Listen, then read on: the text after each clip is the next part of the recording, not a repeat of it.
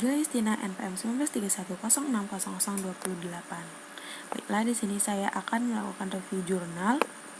Pembahasan dalam PPT ini yaitu yang pertama judul dan penulis jurnal, yang kedua yaitu latar belakang, terus yang ketiga yaitu teori yang digunakan, yang keempat metode penelitian, yang kelima alat ukur atau measure, dan yang keenam yaitu hasil penelitian, dan terakhir itu kesimpulan. Judul dan penulis jurnal yaitu judulnya yaitu Tingkat Stres Lansia di Panti Ureda, Puncang Gading, Semarang, dan penulisnya dari jurnal ini yaitu Yeniar Indriani, Ika Febrian Kristiana, Andra Winata Asonda, dan Anissa Intan Iriana. Latar belakang dari jurnal ini yaitu tingkat stres lansia itu penghuni panti itu menjadi fenomena yang menarik untuk diteliti.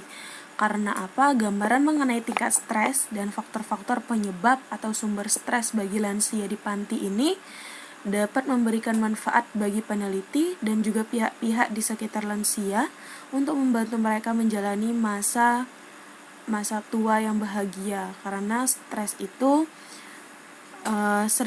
paling sering dihadapi oleh lansia karena mereka merasa kesepian, jauh dari keluarga, merasa terbuang, dan banyak faktor lainnya.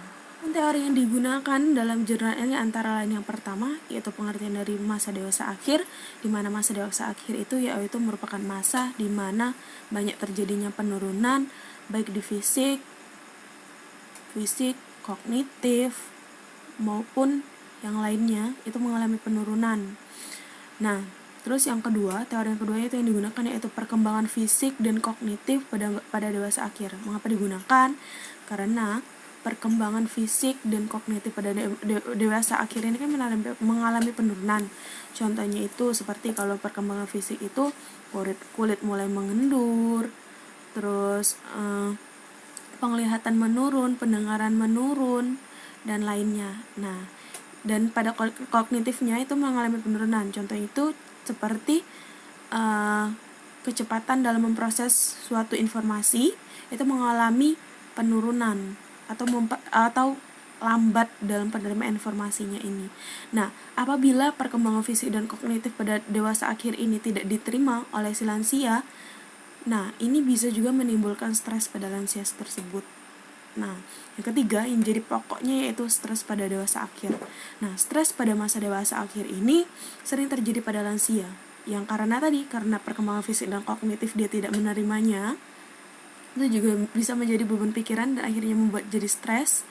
Nah, terus juga karena merasa kesepian, terus terbuang dari keluarga, merasa tidak berguna dalam keluarga, dan banyak lainnya yang menjadi poinnya. Terus stres pada lansia. Terus yang selanjutnya itu strategi coping stres pada lansia.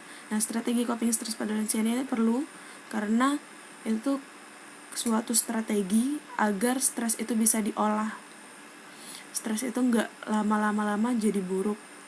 Nah, dengan adanya strategi coping stres. Nah, strategi coping stres yang sering dilakukan pada lansia yaitu dengan menggunakan emotional coping stres, yang dimana itu emotional coping stresnya ini si lansia ini mengalihkan apa yang membuat dia stres itu ke kegiatan yang lain. Contohnya itu seperti berkebun, bercerita dengan teman yang sama dengan kakek dan nenek yang umurnya sama.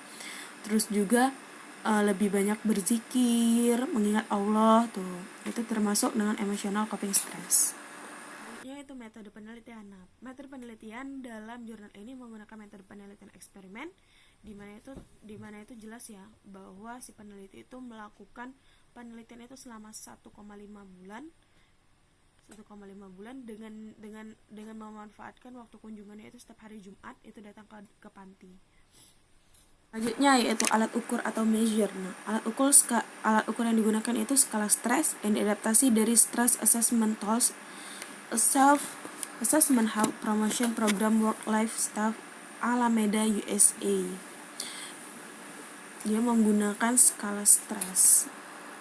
Itu hasil penelitian. Nah, berdasarkan dari hasil penelitian tersebut, maka didapatkan bahwa sejumlah 26 dari 32 lansia panti atau sebesar 81,25% subjek itu mengeluhkan menghadapi peristiwa-peristiwa kehidupan yang berat. Nah, hal itu juga didukung di mana itu lansia itu mengalami stres yang tinggi, yaitu dihasilkan lebih dari skornya itu lebih dari 150. Nah, selain itu juga ditemukan bahwa 3 faktor besar penyebab stres pada lansia. Nah, antara lain itu yang pertama perubahan dalam kehidupan sehari-hari. Nah, di mana perubahan dalam kehidupan sehari-hari ini bisa membuat stres yang biasanya si lansia ini melakukan kegiatan apapun. Nah, ini pada sudah menginjak lansia, mereka tuh gak ngelakuin apa-apa lagi karena keterbatasan fisik tadi, keterbatasan fisik dan keterbatasan ruang gerak. Jadi mereka tuh kayak pengangguran. Nah, itu juga bisa bikin stres. Nah, terus yang kedua itu perubahan dalam perkumpulan keluarga. Nah, di mana perubahan dalam perkumpulan keluarga ini, si lansia ini karena udah di panti ya, mereka tuh merasa kayak udah nggak berguna lagi, terus jarang ketemu sama keluarga, terus juga jarang ngomong sama keluarga. Nah, itu juga kayak mereka berpikir juga udah nggak berdaya, kayak sampah, udah jadi sampah. Nah, itu bisa bikin stres.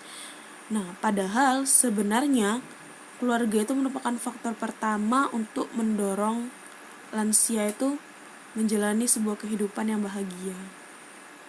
Nah, faktor yang ketiga yaitu kehilangan pasangan. Nah, seperti yang kita ketahui bahwa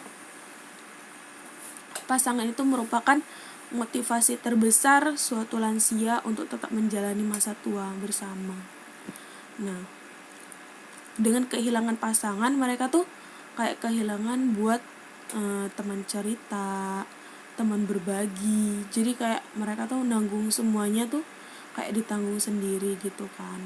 Nah, apalagi nih kalau udah keluarganya itu enggak mendukung sama dia, itu nambah bikin stres juga. Udah kehilangan pasangan, terus juga perubahan dalam perkumpulan keluarganya udah kacau juga, ditambah lagi perubahan dalam kehidupan sehari-hari. Itu bisa jadi itu benar tuh, itu yang namanya 3 faktor besar penyebab stres pada lansia. Kesimpulannya, berdasarkan hasil penelitian yang dilakukan, diperoleh bahwa tingkat stres dialami lansia penghuni panti Hureda itu tergolong tinggi dengan skor total itu dari 32 subjek semuanya itu di atas 150.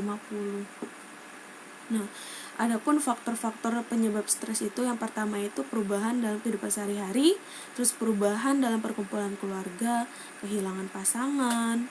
Kehilangan pasangan itu termasuk dalam kematian pasangan, terus kematian anggota keluarga lainnya dan lain-lain.